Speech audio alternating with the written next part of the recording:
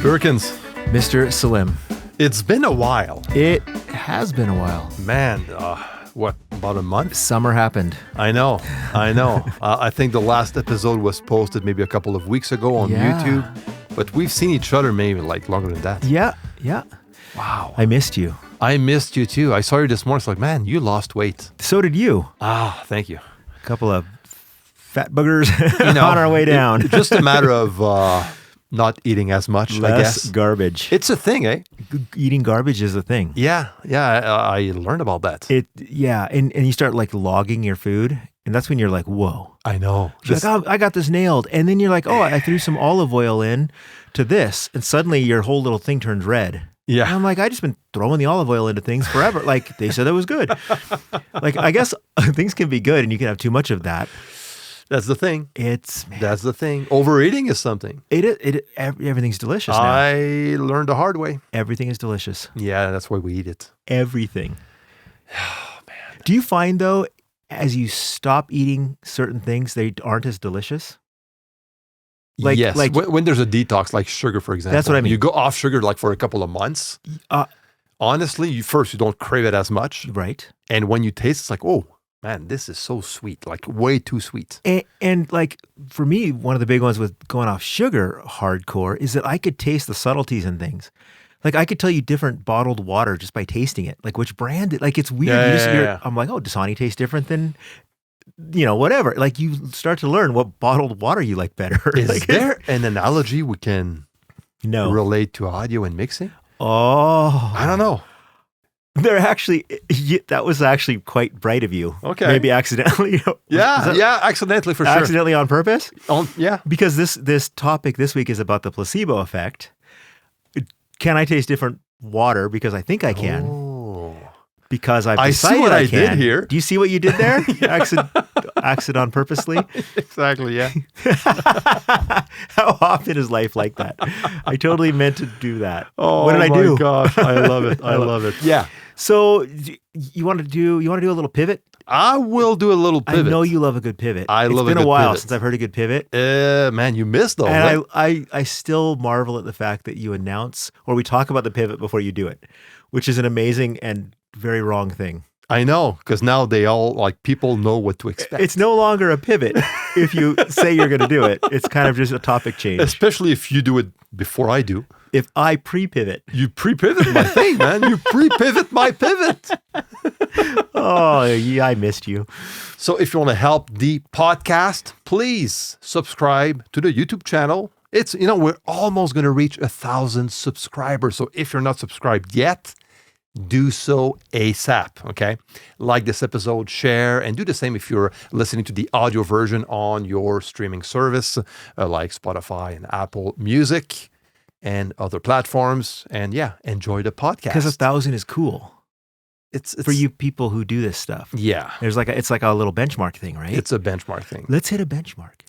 Push the subscribe thing.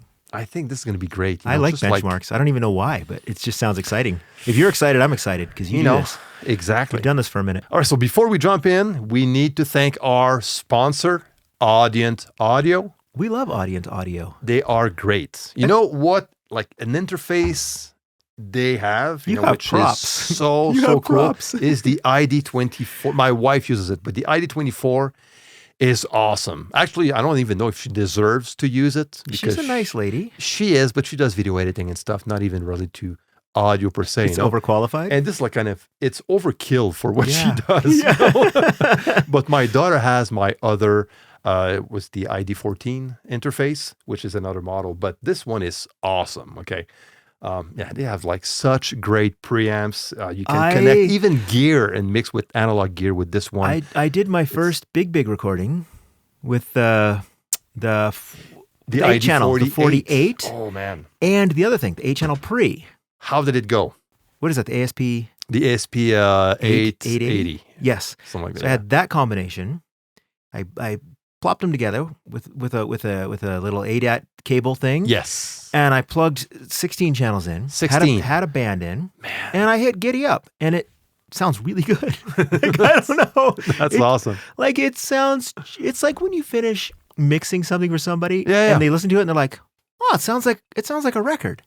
or whatever. And you're like, that's the highest compliment. That's the right? goal. And so that was it. Like I finished this. I'm like, this sounds just like well-tracked stuff. Love it. And it plugs in and then the computer lit up and it had its little thing and it did the thing. And I was like, this is fantastic. I'm now using this. There you go. So thank you, audience, for sponsoring this podcast. Yeah. This is awesome. As highly technical as my explanation was. That's what I do. I'm into the subtleties of it all. Oh, awesome. That's my thing. But it sounds freaking great. How about I'm glad it worked well. How about that? It did work well. Awesome. So, placebo effect. Placebo effect. Man, that's the thing, man. And it starts. The conversation started at a breakfast with us because you do a lot of like A-Bing of like this. I do. This is the original gear, and this is the new plug-in version of it, or the other version of it, or something competing with it. Yes, I don't have like lots of videos on that, but I do, like especially when I compare like an original gear with a clone or whatever. And it's because you borrowed my CL1B to do one I did. recently, and so I was like, "How'd it go?" And you gave me your thoughts on it, and then you were talking about, as soon as you post something, people are like, you got your head in your keister and you don't know. And so that's it. So then there's people blame you of having placebo thoughts and whatever. So that started the conversation. Yes, exactly. Of how much of our world that is subjective is truly placebo. Mm-hmm. And it's a really fair question. Like if I look at a $4,000 piece of equipment and a $1,000 version of the same, and I switch between them, how much of that is in my melon? Exactly. When you see which unit is playing, which meters are moving, I believe it messes with your brain. Yes. In a good way or a bad way? Sometimes it's good. I guess if you're selling the expensive one. Exactly. Because we always have the in mind that the most expensive or the original one, as far as gear goes, is the best sounding thing, when you compare it to a plugin or to a clone or whatever, So what I did on that video was the Antelope A14B. A41B. It's literally right there behind you. No, it's staying in. No. Yeah, the video was about my review or walkthrough of the A41B. It's kind of not a copy, but it's based on the CL1B compressor. Yes. This one is made by Antelope. Yeah. It has plug-in control, which is pretty cool. That's the main thing. So what I did in this video is I took the time to take your CL1B and compare it with this one, okay? And just to see if we're in the same ballpark. So I just took a raw vocal, and just like had both compressors on that vocal, just to check if the tone is the same or close, and the amount of compression, the way it reacts. So I just tweak the settings to get the same gain reduction, and here we go. And in my opinion, with that track, anyways, it sounded pretty close. Yeah, we're definitely in the same ballpark. Mm-hmm. Tone is slightly different, and we're splitting hairs at this point. Okay, it's the same type of food. Exactly, exactly. Yeah. So it's like, okay, it does compress. Yeah,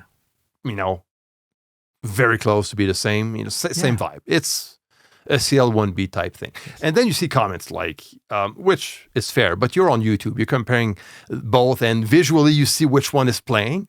So it does play with your brain. So you tend to hear differences, maybe more than there is in the reality. Yes. Okay? Yes. So I remember that one comment, I'm just going to paraphrase it. The guy was saying like, it's close. Come on. It's like way different. Like the CL1B is like way superior. It's more warm, more of high quality. You can actually hear the difference right away. It's like, and he was saying he could hear it over YouTube. And I can hear it over YouTube. Yeah. It's like, okay, cool. This is where the placebo effect, I think, is actually in play in that case. So what I should have done, and probably this is what I'm going to do in future videos, is do the the A/B testing. Do it blind. Okay, but right after, okay, let's listen to this again, and you don't know which one is playing, but it's going to change at some point. You don't even are going to know where, and I'm not going to even reveal you the answer. Just to see if you hear something different. And it's interesting I find when I blind, because I do the same. If I'm gonna A/B something, I will just close my eyes, even plugins. I'll close my eyes and on the controller, I'll just hit mute and solo a whole bunch of times really fast. So I don't know which one is latched. I do the same. And I don't know which one is up. And then I start going back and forth. And there is often a clear winner. And it isn't always the one I thought it would be. Most often. Like more often than not. I find I like the other thing better. And just because something was the original doesn't mean it's better. It just means it's the original, or it costs more, or whatever, right? And then part of it, I think, has something to do with what we've grown accustomed to hearing in our personal lives, right? So we're now getting used to hearing plugins more than hardware, and we're getting used to hearing a clone of an 1176 more than an original, whatever. So I think our brains are rewiring a bit to digital reverbs and digital plugins and whatever. So to me, I keep picking, a lot of times I will pick the wrong one, and then I'm mad. I'm like, I wanted to like the better one better or whatever. So that happens a lot. Yeah. But you could be relieved too. Yeah, also relieved. It depends on which one I own. Exactly. If you were looking to buy like a third one, yes. It's like, oh, maybe I don't need a third one. I don't need a third one. I can sell the other two and pay my mortgage. Exactly.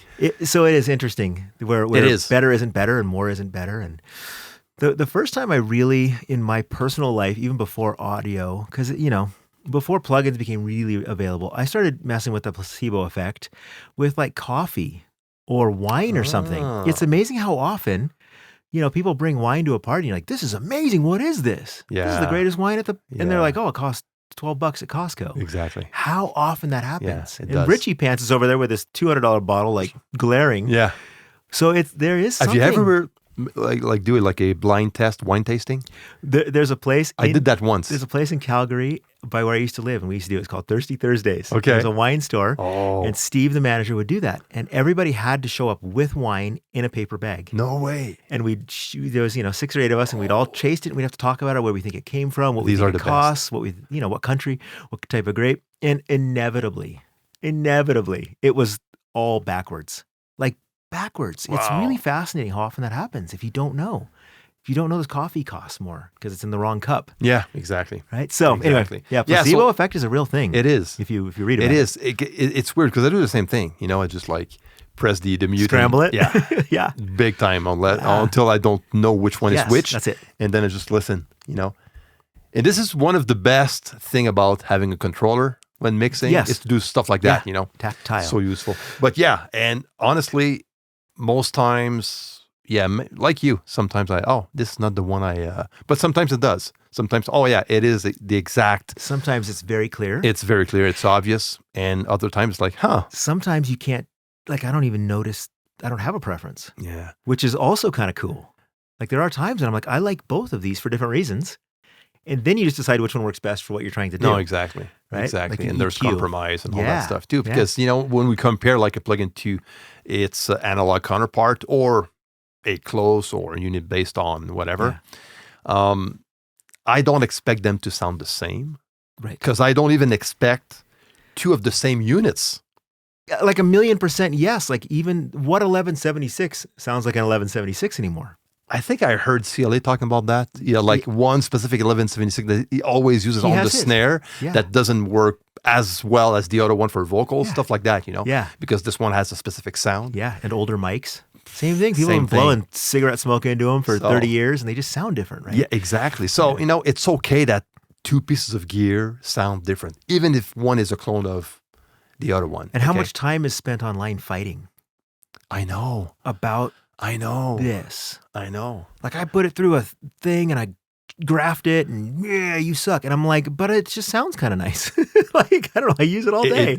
Exactly. It doesn't matter. I like how it sounds, man. Like, why are you yelling? Exactly. You're in Arizona. You're so mad at me. It's not my fault. I don't know. I didn't make this thing. I just like it. I think the point here is basically when you compare stuff, whether it's a plugin to another plugin or, one to an analog or whatever, do blind tests. Do blind tests. If it's something critical or just do blind tests. There's nothing wrong with that. And I actually did that exercise years ago. I was back in Quebec at that time. And I was comparing a distressor. I had like 2 original distressors and was like, I think it was the Slate plugin.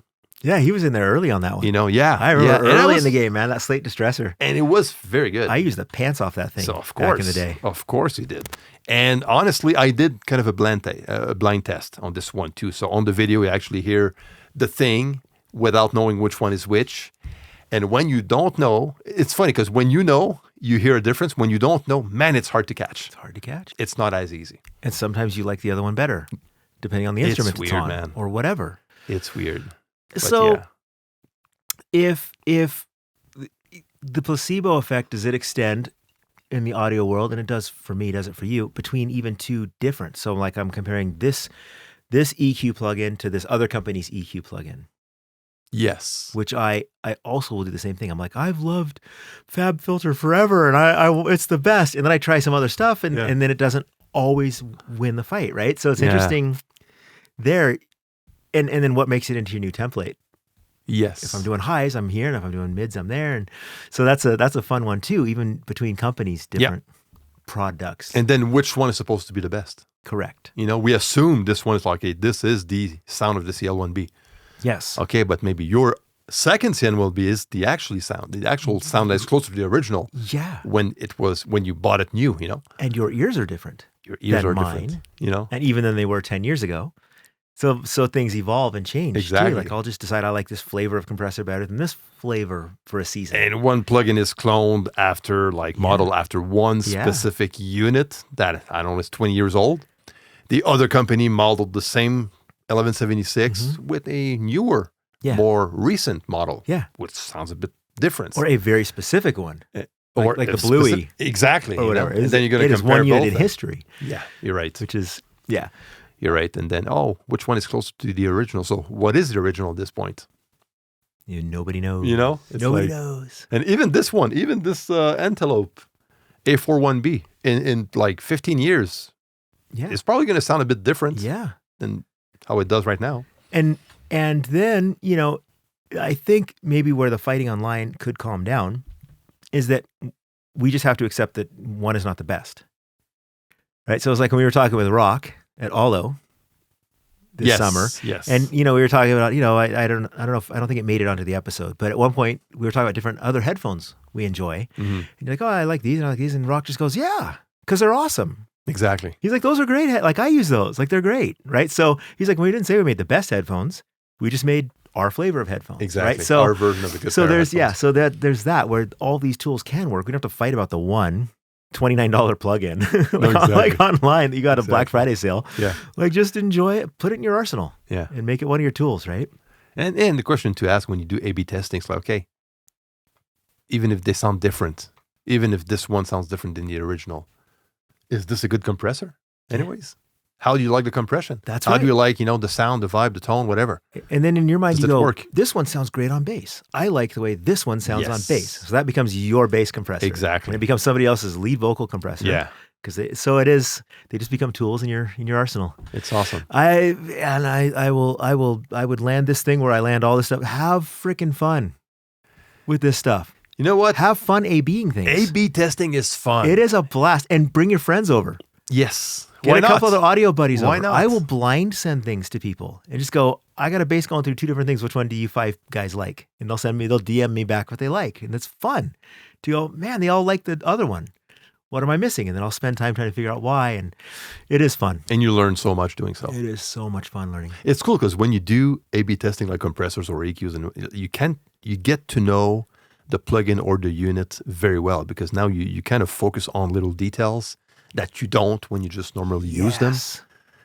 Like I was like focusing on the speed of the compression, the way it's calibrated with the metering and stuff, which is a bit different from one unit to the other. I actually calibrated your CL1B just a bit, like to bring the compression meter back to zero. It was like my mixes are going to get better now. It was to plus like 0.75. That's why I haven't had a huge hit. I told you, I knew something was off. I was like, man. The placebo effect of that's good. It's going to sound so much better now that you adjusted that meter. In fact, I think this thing sounds better. Now expect a huge change in your tone, man. The whole thing sounds better now that it looks better. Make sure you thank me after. Man, I'll throw this out there real quick. Go ahead. I know we're trying to land this plane, but I like freaking blue lighting in a room. Yes. Like people, and somebody said it, early day studio for me, people listen with their eyes. A lot. You bring people onto the couch in the studio and they're sitting in a nice room, your mixes sound better. Yeah. Compared to whether or not they sound better than some other guy at Costco, in the Costco warehouse, like in somebody's car or whatever, or just in a studio that has better gear but doesn't look or whatever. There's something to people listening with their eyes, right? So the meter is an interesting comment too. There's a placebo effect for me if I look at the meter on the distressor versus if I don't, what I do. I make moves based on, oh no, it's red or whatever. There is something that I immediately go, it doesn't sound as good as I thought it did. It's like as soon as I look at a meter. Yeah, you like the sound of the compression, like the amount of compression you have in the voice, for example. You listen to it, it's like, hey man, that sounds pretty good. Look at the meter. Wow, I'm getting like 10 dBs of gain reduction. Sound good. It's like, it doesn't sound good anymore. It is weird. But I think your first instinct is the good one. That must be the good one. You know, so. Why do they make meters then? Oh. That's another episode. Just studio stuff. If you want an episode on metering, let us know. Why bother with meters? Okay. Well, I feel good about this. I feel good about that too. Do you have any other thoughts? I would say, stop arguing that much online. Or do if it makes you happy. Yeah, if it makes you feel good. People love it. Some people love arguing about this stuff. I know. It's like their joy in life. Okay. So if it's your joy in life, argue away. Just don't argue with Chris because it's not the joy in his life. Not really. Okay. Well, should we do a question? Hey, let's do a question. You had the question this week, I believe. Oh, yeah. And this one is actually a Cubase question. All right. It goes like this. Hi, Chris. Quick Cubase question for you. When using a send to add reverb on a vocal, I would like to for the effect channel to be just the reverb when I solo it, okay? Not hearing the incoming signal, the signal that is feeding the reverb. So I don't want the effect channel to have any signal, just the reverb only. So how do I do that? So if you have Cubase Pro. So to reiterate. Yes. I'm sending some stuff to my reverb. Yes. I want to hear just the reverb without the stuff. You want to solo the reverb channel. Just the reverb and nothing else. But the problem is when you solo that reverb channel, you also hear the dry signal feeding. You have to be feeding it something still. Exactly, because if you mute. So you have to leave those things open. Yes. While soloing just the reverb return.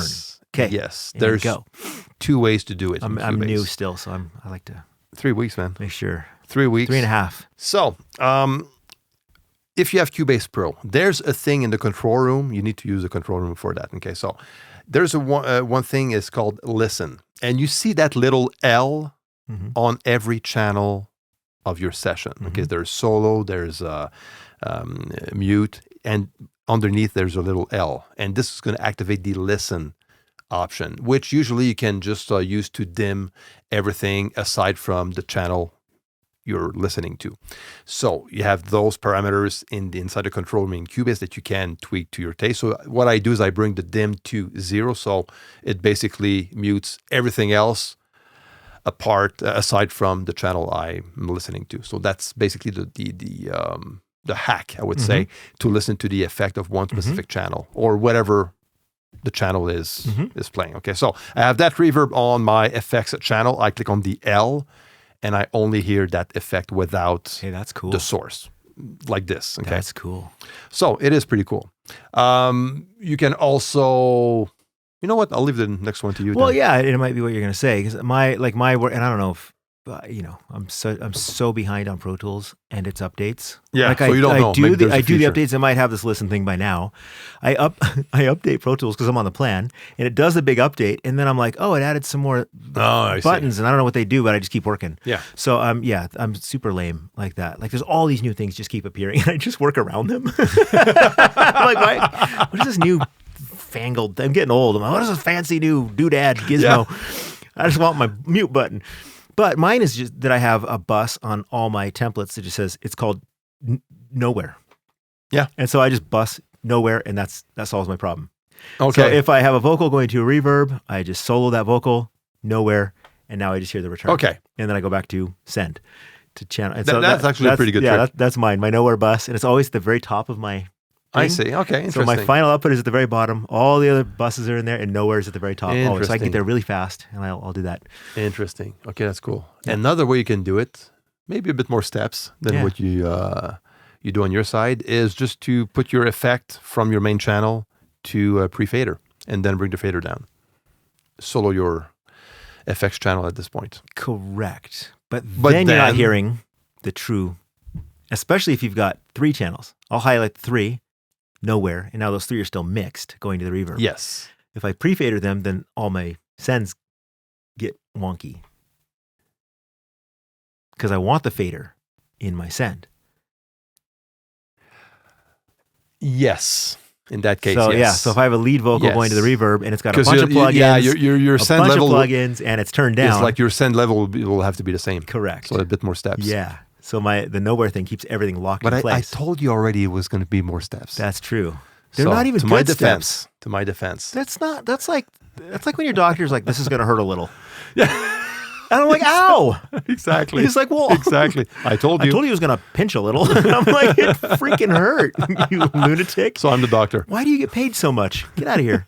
You put your pants on. Get out of here. So I'm the doctor with all the same paycheck. Yeah. And I'm sitting on that little table with the butcher paper on it. So do what Steve Yeah. does on his side. Or what Chris does and on his if you side. have Cubase Pro, honestly, listen. I like this listen. Oh, Dude. it's awesome. Cubase has got some cool The stuff. whole control room in Cubase, honestly. I need one of these control I rooms. don't think if there's any other DAW that has that. I Yeah. think maybe I'm Yeah. wrong, but I think Reaper has something similar It's from what yeah. Reaper users told me, but I never tried it It makes a myself. lot of sense. I wouldn't be surprised. Reaper is, should have that stuff. Yep. And if it doesn't, it will now. Well, I think we're going to wrap it up. done. It's time. Bye. Bye.